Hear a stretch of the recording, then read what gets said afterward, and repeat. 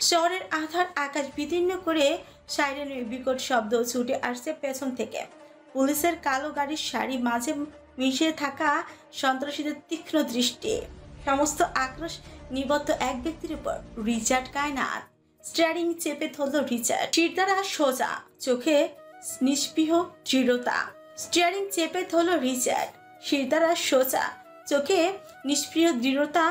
ব্যাকভিউ মিররে এক ঝলক দেখে নিয়ে গ্যাস প্যাডেল চাপ দিল দানবের মতন। কালো মার্সিডিজ গর্জন তুলে ছুটল, গতির সূচক ছুঁয়ে ফেলল শেষ সীমা। গর্জন, ইঞ্জিনের গর্জনে কম্পিত হলো বাতাস। রাস্তার আলোগুলো ঝাপসা হতে হতে মিলিয়ে গেল পেছনের দিকে অন্ধকারে। গাড়ি থামান, কোথায় নিয়ে যাচ্ছেন আমাকে? মিলিয়ে গেল পেছনের অন্ধকারে। পাশের সিটে এলিজাবেথে ভয় আর ক্ষোভে কাঁপছে। শক্ত হাতে দরজার হ্যান্ডেল আঁকড়ে ধরেছে, শরীর শীতল ঘামে ভিজে গেছে। রিচার্ডের চোখে এক চিলতে পরিবর্তন, নির্লিপ্ত স্বরে বলা, গাড়ি থামবে ম্যানশনের সামনে, এর আগে নয়। আমি যাব না, আমাকে নামান। সম্ভব নয়। কথা শেষ হওয়ার আগে প্রথম গুলির আওয়াজ কানে এলো। ধাতব চিৎকার তুলে ছাঁচড়া হয়ে গেল মার্সিডিজের পেছনের উইন্ডশিল্ড। ছিন্ন কাছে টুকরো ঝরে পড়লো ভেতরে। এলিজাবেথ আতকে সিটে লুটিয়ে পড়লো, তবে রিচার্ডের ভ্রুক্ষেপ নেই। আয়নায় এক ঝলক দৃষ্টি দিয়ে শিকলের মতন শক্ত হয়ে উঠল তার আঙুল। বাঁকা হাসলো ভয়ের বিপরীতে।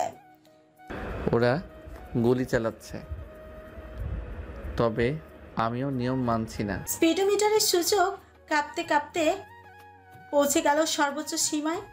সামনে একের পর এক গাড়ির সারি, তবু রিচার্ড থামল না। স্টিয়ারিং এক ঝটকায় বাঁকিয়ে দিল ডানে। মার্সিডিজ ফুটপাতে ঘেঁষে উঠে গেল রেলিং এর ওপর। সামনের গাড়িগুলো এড়িয়ে দিল উড়ন্ত গতিতে। গাড়ির ঝাঁকিতে এলিজাবেথের শরীর উপরে উঠে যায়। মাথায় আঘাত লাগার আগে রিচার্ড ওর তালুর উপর হাত রাখে রক্ষক বসের ন্যায়। এক মুহূর্তের জন্য চারপাশ নিস্তব্ধ, বাতাসে ভাসলো মার্সিডিজ। তার প্রচন্ড ধাক্কায় নামলো রাস্তায়। ঝাঁকুনিতে কেঁপে উঠলো পুরো গাড়ি, চাকা ঘষতে উঠলো সড়কের উপর। পেছনের গাড়িগুলো মুহূর্তে ছিটকে পড়লো দূরে। রিচার্ডের ঠোঁটের কোণ এক চিলতে তাচ্ছিলের হাসি। পেছনে ধেয়ে আসছে শত্রুর দল, অস্ত্রের নল তাক করার সামনে। রিচার্ডের ঠোঁট থেকে বাঁকা হাসি সরছে না, কারণ সে জানিয়ে তারা ভুল জায়গায় বাজি ধরেছে। এখন শুধু গতি, আগুন আর মৃত্যুর খেলা। ওইদিকে জুবুতুবু করে কাঁপছে এলিজাবেথ। আপনি গাড়ি থামান, আমি ভয় পাচ্ছি। এলিজাবেথের চোখ থর থর করে কাঁপছে, নিঃশ্বাস আতঙ্কের কম্পন। রিচার্ড এক ঝলক তাকালো ওর দিকে। সেই মুহূর্তে ভেতরে এক ধরনের উন্মত্ত শিখা ধপ করে চলে উঠল। ওর কাঁপতে থাকা ঠোঁট দেখে নিজের শুকনো ঠোঁট জিভ দিয়ে ভিজিয়ে নিল সে। ভয় পেলে মেয়েটাকে অসম্ভব সুন্দর লাগে।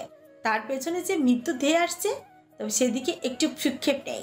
এখন যেন সে রেস ট্র্যাকে আছে, আর তার পাশে বসে আছে এক অভিশপ্ত লাস্যময়ী, যার আতঙ্ক মিশ্রিত সৌন্দর্য রক্তে অগ্নিসঞ্চার করছে। এই ভয়ঙ্কর উত্তেজিত মুহূর্তেও রিচার্ড হাসকি টনে বলা, লিজেন প্লিজ, আমাকে উত্তেজিত করে দিও না, অন্তত এই মুহূর্তে না। ঠোঁট কাঁপানো বন্ধ করো। আমি এখনও সেকেন্ড বেবির কথা ভাবছি না, কিন্তু যদি নিয়ন্ত্রণ হারাই তাহলে জল, স্থল, আকাশ সব ভুলে যাব। এক্ষুনি জ্বলে উঠবে তোমার সর্বাঙ্গে গভীর থেকে গভীরতম স্পর্শে। এলিজাবেথ কিছু বলার আগেই সামনের রাস্তা ছেয়ে গেল উল্টে পড়া গাড়ির ধ্বংসস্তূপে। রিচার্ডের চোখ চকচক করলো, চিপিয়ে চিপি ফিটফিট করলো। শালারা যদি ভাবে আমি থামবো, তবে ভুল করছে। হঠাৎই গাড়ি এক ঝটকায় বাঁক নিল। ইঞ্জিনের গর্জনে আকাশ কেঁপে উঠল। আতঙ্কে এলিজাবেথ চোখ বন্ধ করে ফেলল। নিঃশ্বাস বন্ধ হয়ে আসছে ওর। রিচার্ডের ছোটের কোণে খেলে গেল এক ভয়ানক তৃপ্তির হাসে। রিচার্ড বাঁক নিচ্ছিল, ঠিক তখনই ঠাস, পেছনের কাজ ভেদ করে ছুটে আসা গুলি বিঁধল কাঁধে। তারপর সামনের কাজ ছিন্ন ভিন্ন করে বেরিয়ে গেল।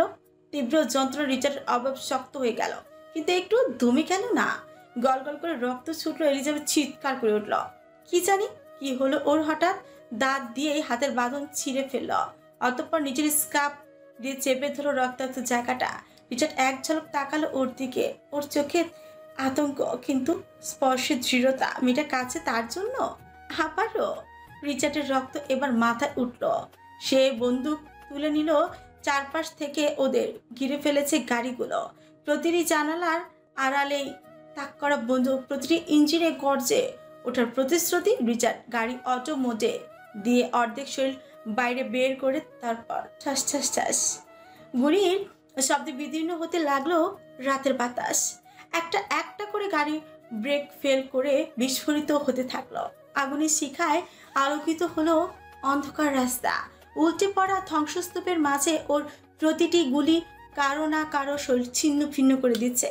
এদিকে এলিজাবেথের ভয়ে কুকড়ে গেছে, কান্নার চোখ লাল, কিন্তু তার চেয়ে বেশি ভয় পাচ্ছে রিচার্ডের রক্তক্ষরণ দেখে। রিচার্ড আরেকটা গাড়ির টায়ারে গুলি করল, সেটা উল্টে গেল ধাক্কা খেয়ে।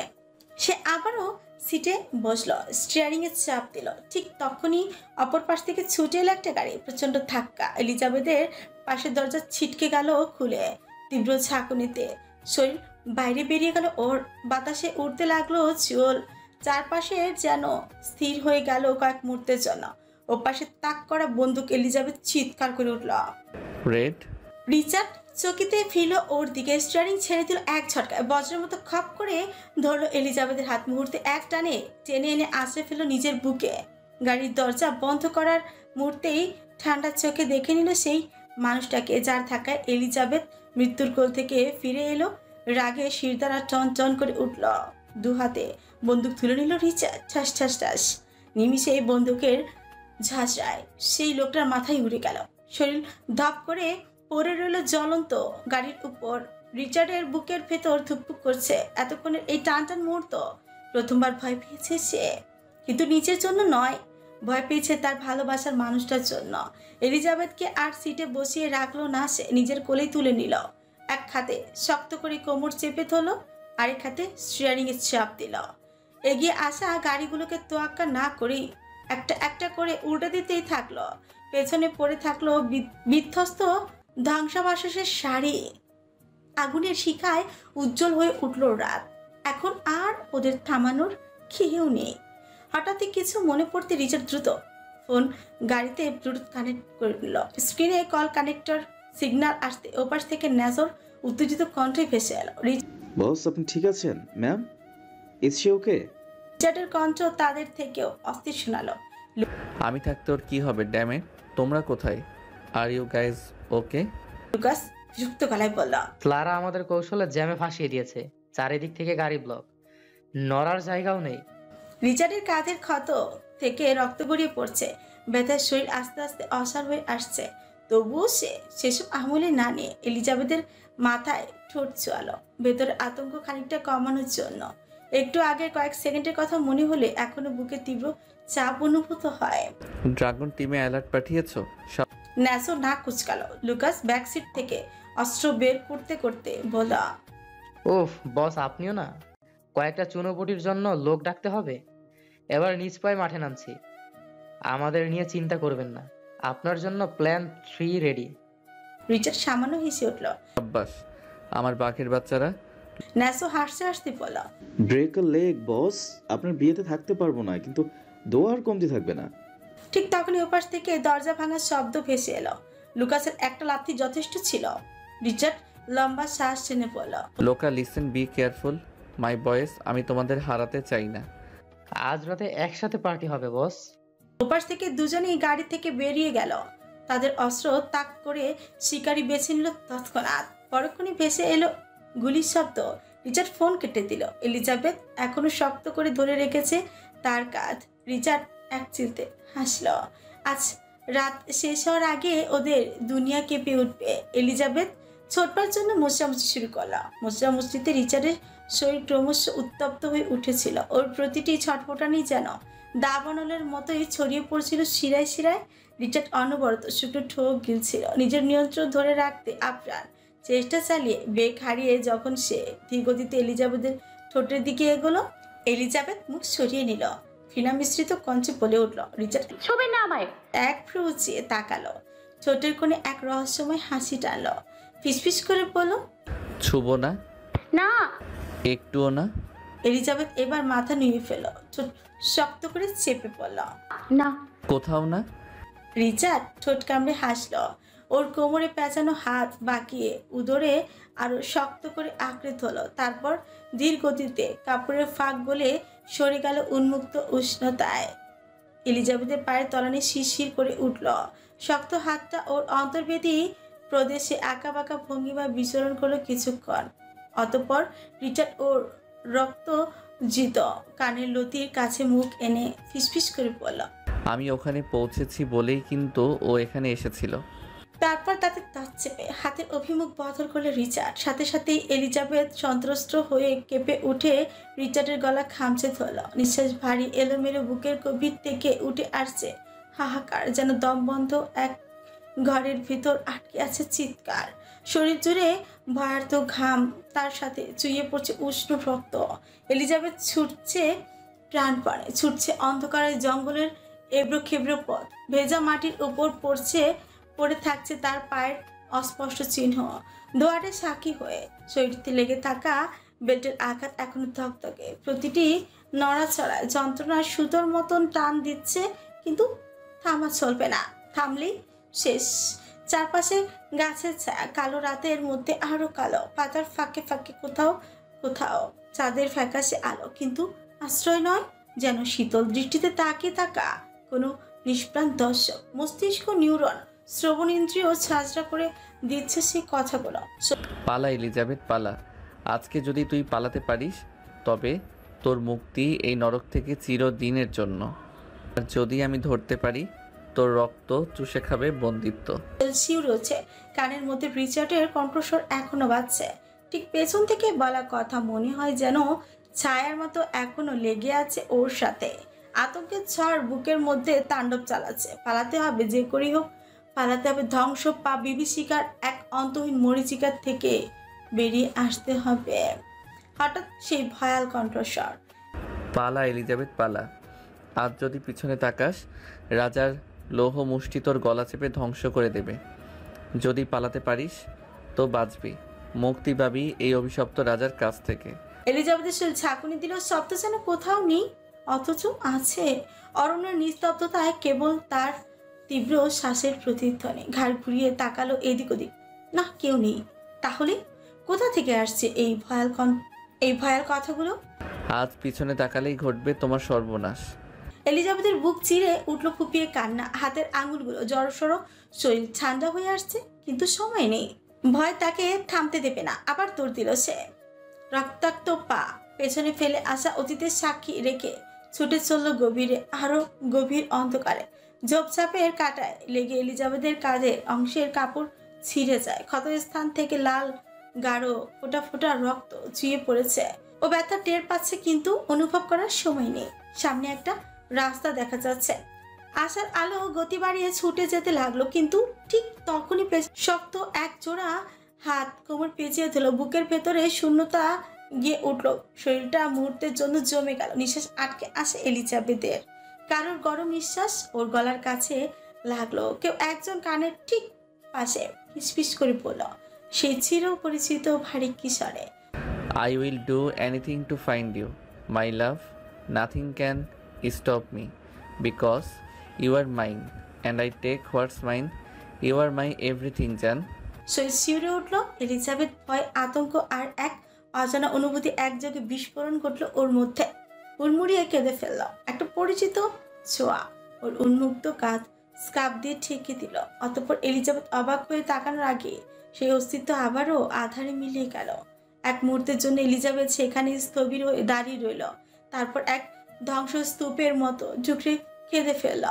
থামার সময় নেই। সে ছুটে গেল রাস্তায়, কিন্তু শূন্যতা। গাড়ি নেই, কেন কেউ নেই। এলিজাবেথ দিশেহারা চারপাশে তাকালো।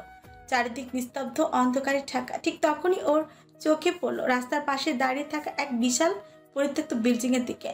এক মুহূর্ত ভাবলো না, ছুটে গেল সেদিকে। পুরো ভবন জুড়ে একটিও কক্ষ নেই।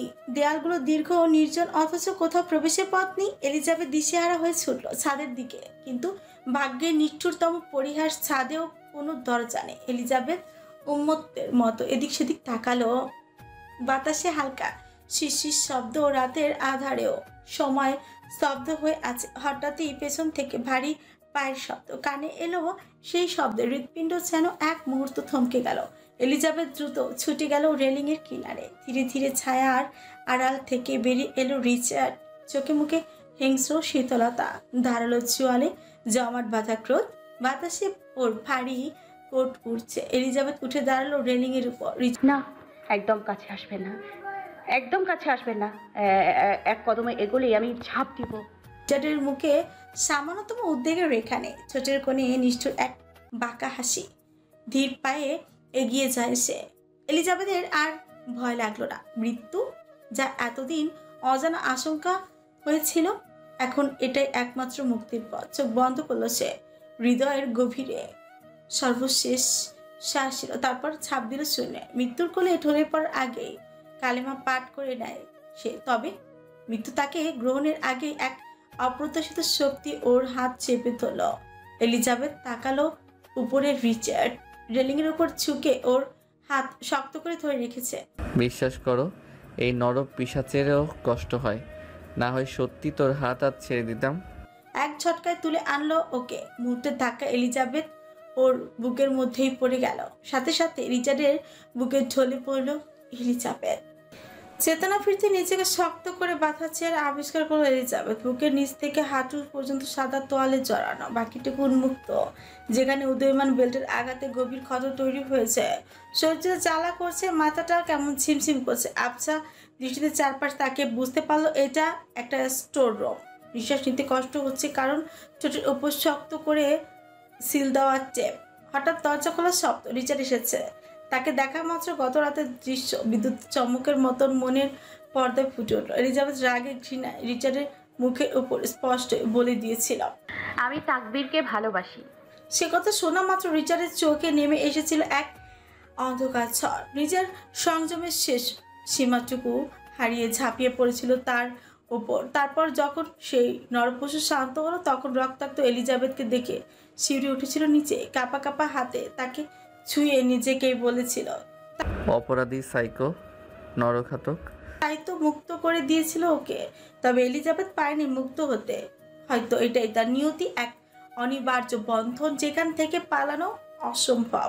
রিচার্ড এসে দাঁড়ালো এলিজাবেথের সামনে। চপচপ করে কয়েক ফোঁটা পানি গড়িয়ে পড়ল ওর চোখ থেকে। রিচার্ড নীরবে কিছুক্ষণ দাঁড়িয়ে রইল।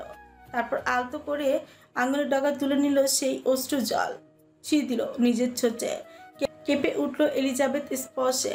এলিজাবেথ মাথা তুলে তাকালো রিচার্ডের দিকে। রিচার্ডের মুখে আজ এক অদ্ভুত স্থবিরতা, যেন এক চাপা বেদনায় ঢেকে গেছে সব। পকেট থেকে মলম বের করে সে নরম হাতে লাগিয়ে দিল দগদগে ক্ষতের উপর। হঠাৎই কোনো পূর্ব সংকেত ছাড়ে এলিজাবেথের সামনে হাঁটু গেড়ে বসে পড়ল রিচার্ড, বিধ্বস্ত বিপর্যস্ত অবস্থায়। দুই হাতে উপর পা তুলে নিয়ে অসীম যত্নে পায়ের তালুতে মলম ঘষতে থাকলো, যেন এই স্পর্শের মাঝে ওর সমস্ত অপরাধের ক্ষমা লুকিয়ে আছে। এলিজাবেথ স্থির দৃষ্টিতে চেয়ে থাকলো। তবে কি আমি অন্ধ ছিলাম এতদিন? রিচার্ড ধীরে মাথা তুলল, চোখে চোখ রাখলো ওর। এলিজাবেথ এক মুহূর্তে নিঃশব্দ বিসর্জনের পর চাপা কঞ্চে পড়ল, ভালোবাসলে তো এভাবে কষ্ট দেয়া যায় না। রিচার্ড কোনো জবাব দিল না। এলিজাবেথের গলা কাঁপছিল, তবু শব্দগুলো তার ঠোঁট থেকে গড়িয়ে পড়ছে। আমি যখনই আপনাকে ভালোবাসতে চাই তখনই আপনি ঘৃণায় পরিণত হন কেন? এর পেছনে নিশ্চয়ই কোনো কারণ আছে। বলুন না, কেন আমাকে সব সময় দোটানায় ফেলে দেন? রিচার্ড নিষ্প্রিয় কঞ্চে একদম পাথরের মতো শীতল স্বরে বলল, এলিজাবেথ। অতিরিক্ত ঘৃণা জমলে মন পাথর হয়ে যায়, তাই। এলিজাবেথ ঠোঁট কামড়ে ধরে কিছুক্ষণ চুপ করে রইল, তারপর নিভৃত স্বরে বলল, তাহলে তো আপনার ক্ষেত্রেও একদিন আমার মন পাথর হয়ে যাবে তখন। রিচার্ড সামান্য হেসে বলল, হোক, তো তুমি শক্ত হও। তোমার মন খুব নরম, বেশি নরম হলে মানুষ সহজেই ভেঙে দিতে পারে। এলিজাবেথ চোখে একরাশ অভিমান জমে উঠল। কোনো আমাকে ভাঙার কারিগর তো আপনি।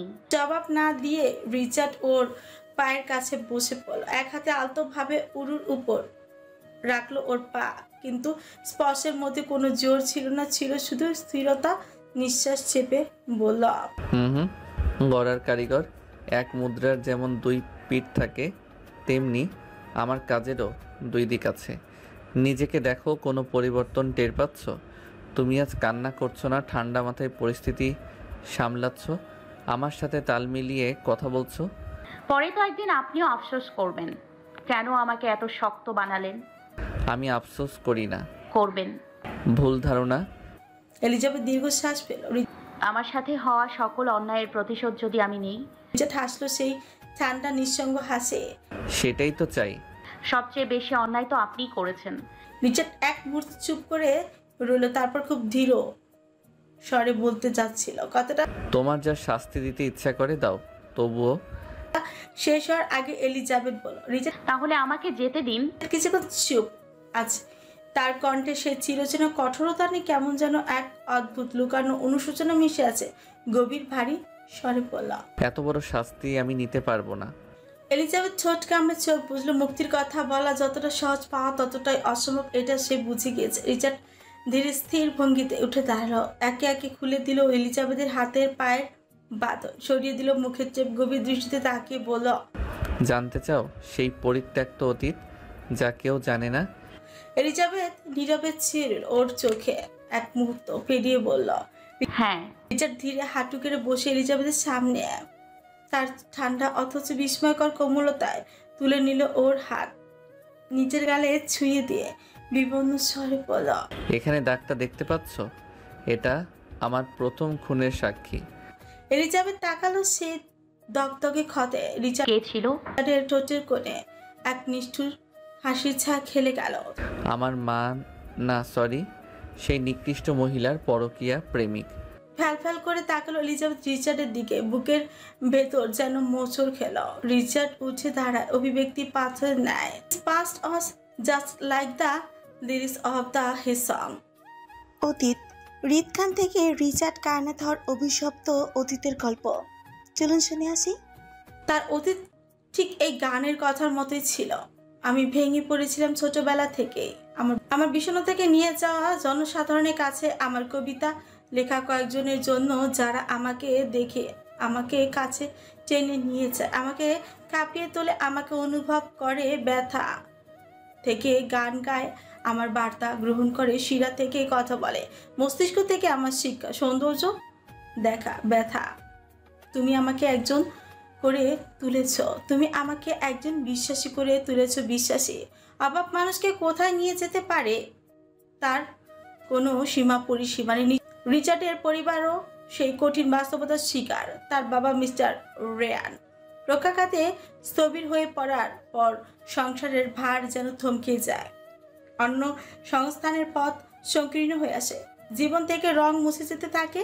দুবেলা ঠিকমতো খাবার জোটে না, অথচ অসুস্থ বাবার জন্য প্রয়োজন দামি ওষুধ। অবশেষে সংসারের দায় কাঁধে তুলে নিতে রিচার্ডের মা আয়েশা বেরি গার্মেন্টসের চাকরি নেয়। স্বভাবগত সৌন্দর্য তার ব্যক্তিত্ব তাকে আলাদা করে তোলে, আর তার চোখ এড়ায় না এক বিদেশি বায়ারের। পুরুষের মন বড়ই সহজে দুর্বল হয় এমন সৌন্দর্যের কাছে, বিশেষত যখন স্বামী অসুস্থ, সংসার টালমাটাল। তখন তো সুযোগ হাতছাড়া করাই বোকামি। প্রথমে নিজের সৌন্দর্য, তার প্রশংসা, একসময় বাড়তি সুবিধা, এভাবেই ফাঁদ বিছাতে থাকে বায়ার। আয়েশার বেতন বাড়িয়ে দেওয়া হয় বিশেষ সুবিধা, ছোট ছোট অনুকম্পাসার আড়ালে ক্রমশ কুয়াশার মতো ঘনিয়ে আসে প্রলোভনের চাল। শেষমেশ আয়েশা হারিয়ে যায় সেই মোহে, ভুলে যায় অসুস্থ স্বামীকে, অবহেলায় ফেলে রাখে ছোট রিচার্ডকে। সংসারের দায়িত্ব, মায়ের স্নেহ, সবকিছু থেকে ম্লান হয়ে আসে নতুন এক নিষিদ্ধ সম্পর্কের ছায়ায়। বাসায় খাবার থাকতো, কিন্তু ছোট্ট রিচার্ডের পেটে তা জুটত না, কারণ সে নিজের হাতে খেতে পারত না। তার মা এখন বদলে গিয়েছেন, আগের মতন আর সময় দেন না, বুকে জড়িয়ে ঘুম পাড়ান না, রাত করে ফেরেন, কখনো কখনো ফেরেনি না।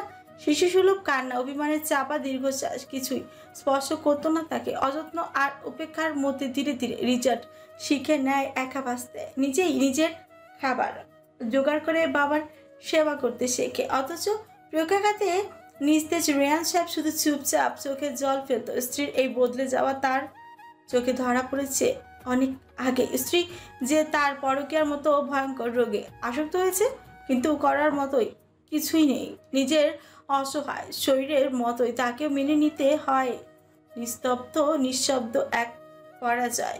বেলির লোভেই একদিন তার জন্য অভিশাপ হয়ে দাঁড়ায়। প্রেমিকের সঙ্গে বারবার গোপন অভিসার, নতুন পোশাক, দামি ব্যাগ, ঝলমলে গয়না মোহে সে হারিয়ে ফেলেছিল নিজেকেই।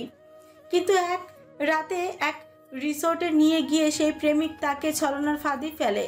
সেদিন সে কেবল এক ব্যক্তির নয়, বরং হিংস্র কয়েকজন লালসার শিকার হয়েছিল। শারীরিক সুখের মোহে যে খেলায় নেমেছিল, সেদিনই সেই খেলায় তার সর্বনাশের কারণ হয়। বাড়িতে ফেরা হয়নি টানা 7 দিন। রিচার্ড অপেক্ষার প্রহর গুনতে থাকে। দরজার সামনে বসে তার অসুস্থ বাবা দুশ্চিন্তায় আরও কঙ্কালসার হয়ে পড়েছে। বাবার খাবার ফুরিয়েছে, বিদ্যুৎ চলে গেছে, অন্ধকারে সঙ্গী হয়ে বেঁচে থাকার লড়াই চালিয়ে গেছে তারা। তবু মা ফেরেনি স্বার্থপর পেলে। দিনের আলো ফুরিয়ে চাঁদের আলো জ্বলে উঠছে, তবে ক্ষুধা কি আর অপেক্ষা করে? উপায়ন্তর না পেয়ে প্রচণ্ড খিদায় রিচার্ড ডাস্টবিন থেকে উচ্ছিষ্ট কুড়িয়ে খেয়েছে। তবে বাবার মুখে তো তুলে দেওয়া যায় না। বাধ্য হয়ে সে ক্লাসের এক সহপাঠীর ব্যাগ থেকে টাকা চুরি করতে যায়, সেখানেও ধরা পড়ে যায়। সবার সামনে হেড স্যার তাকে কান ধরে উঠবোস করায়, পরবর্তীতে টিসি দিয়ে স্কুল থেকে বের করে দেয়। সেই দিনই চুরমার হয়ে যায় রিচার্ডের ডাক্তার হওয়ার স্বপ্ন। তবু সে তো বাঁচতে হবে, বাবাকে বাঁচাতে হবে। এবার সে চুরি করতে যায় রুটির দোকানে, কিন্তু সেখানেও ধরা পড়ে। দোকানদার রাগে উন্মুক্ত হয়ে তার কোমরে গরম তাওয়ার উপর চেপে ধরে রাখে। চামড়া পুড়ে যায়, ব্যথায় দেহটা কেঁপে উঠছে, কিন্তু আর্তনাদ শোনার কেউ ছিল না। সেদিন রিচার্ডের শরীরে কাঁপুনিতে জ্বরও ওঠে, প্রচণ্ড জ্বরে কাঁপতে কাঁপতে একাই শুয়েছিল। যত্ন করার কেউ ছিল না, সান্ত্বনা দেওয়ারও কেউ ছিল না। এভাবেই দিন যাচ্ছিল অযত্নে, অবহেলায়। অনেকদিন পর বেলি ফিরে এলো, তবে সে আর আগের বেলি ছিল না। এই নারী রিচার্ডের মা নয়, রেয়ানের স্ত্রীও নয়, যাকে তিনি ভালোবেসে ঘরে তুলেছেন। এই বেলি ছিল এক নিষ্ঠুর লোভী দানবী, যে নিজের ধর্ষকদের সাথে ব্যবসা শুরু করলো। রেয়ানের ছোট্ট সেই কুটির একদিন হয়ে গেল এক পতিতালয়। বিদেশি কাস্টমার আনতো তার সেই প্রেমিক, আর বেলি টাকার মোহে সবকিছু বিসর্জন দিল। যে টাকায় একদিন সংসার চলতো, সেই টাকায় এখন ভাসিয়ে নিচ্ছে তার মানবিকতাকে। দিন শেষে সেই টাকায় দিয়ে তারা দুজনে আনন্দে মেতে উঠত, আর কুটির বেসে যেত কলঙ্কের আধারে। চোখের সামনে সবই ঘটছিল, তবু ছোট্ট রিচার্ড কিছুই বুঝতে পারত না। শুধু ক্ষুধার্ত চোখে মায়ের দিকে তাকিয়ে থাকতো, হয়তো আশা করতো একটুখানি স্নেহের। কিন্তু বেলি তাকেও দেখতো না, দেখলেও বুঝতে চাইতো না, যেন সে ক্ষুধার্ত। অবহেলিত শিশুটির অস্তিত্ব তার কাছে মূল্যহীন হয়ে গেছে। রিচার্ড অসহায়ের মতো দেখত কিভাবে তার মা অন্য পুরুষদের সংস্পর্শ শুয়ে নেয়।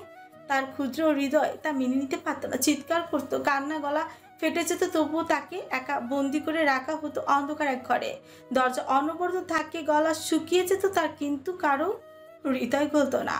একদিন রাগে ক্ষোভে সে এক পুরুষের মাথায় ফুলদানি ছুঁড়ে মেরেছিল, শুধু মাকে ছোঁয়ার অপরাধে।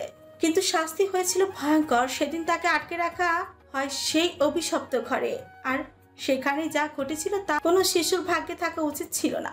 পরদিন প্রচণ্ড জ্বরে কাঁপতে থাকে রিচার্ড। বেলি কিছুটা আন্দাজ করেছিল সন্দেহের বশে এই নিয়ে প্রেমিকের সাথে ঝগড়া করেছিল। লোভে অন্ধ হলেও তার ভেতরে তখনও কিছুটা মাতৃত্ব টিকে ছিল। কিন্তু সেই লোকটা সেটা বুঝতে পেরে জ্বলে উঠল। সেই রাগ গিয়ে পড়ল রিচার্ডের উপর। এবার অত্যাচারের নতুন অধ্যায় শুরু হলো। যখন বেলি ঘরের ভেতর অন্য পুরুষদের মনোরঞ্জনে ব্যস্ত থাকতো, তখন তার ছেলে হয়ে উঠত এক নিষ্ঠুর নরকের শিকার, একটা অবুঝ নিরপরাধ শিশু, যে বুঝতে পারতো না কেন তার ভাগ্যে এমন যন্ত্রণা লেখা। কেন তাকে এভাবে অভিমানে একদিন মায়ের কাছে যা ছেড়ে দিল রিচার্ড। মানিয়ে নিতে থাকলো সে পরিস্থিতিতে। তবুও তো সে বেঁচে ছিল। তবে তার কোমল আত্মার মৃত্যু ঘটেছিল সেদিন, যেদিন দরজার আড়াল থেকে ছোট রিচার্ড দেখেছিল তার মা, যার হাতে সে একসময় ঘুমিয়ে পড়তো, সেই এখন বাবার বুকে বসে কুড়াল চালাচ্ছে কটকট শব্দে, আর ভাঙছে, মাংস ছিঁড়ে রক্তে ফেসে যাচ্ছে কাঠের মেঝে। রিচার্ড নড়ল না। এত রক্ত দেখে ভয় সে এগুলো না, শুধু তাকিয়ে রইল শূন্য চোখে। তারপর ভেসে এলো একটা মৃদু কাতর কান্না। সে চমকে ঘুরে দাঁড়ায়। তার ছোট্ট বোন, যাকে কদিন আগে এই রাস্তা থেকে কুড়িয়ে এনেছিল, সে পড়ে আছে রান্নাঘরে মেঝেতে। তার ছোট্ট শরীরে নিচে জমা বাজছে উষ্ণ কালচে রক্ত। রিচার্ডের পা যেন মাটিতে গেঁথে গেল। সে চিৎকার করতে পারল না, কাঁদতেও না, শুধু এক দণ্ড দাঁড়িয়ে রইল নিস্তব্ধ, এক স্তব্ধ প্রতিমার মতন। হঠাৎই টের পেল কেউ ওর হাত শক্ত করে চেপে ধরেছে, টানতে টানতে নিয়ে যাচ্ছে বাইরে। সে মুখ তুলে তাকালো, তার সামনে দাঁড়িয়ে আছে তার মা, রক্তমাখা কুড়াল, তার হাতে মুখে এক অচেনা বিভৎস ছায়া। রিচার্ডের গলা থেকে সেদিন শুধু একটি মাত্র যে শব্দ বের হয়েছিল, তুমি না মা?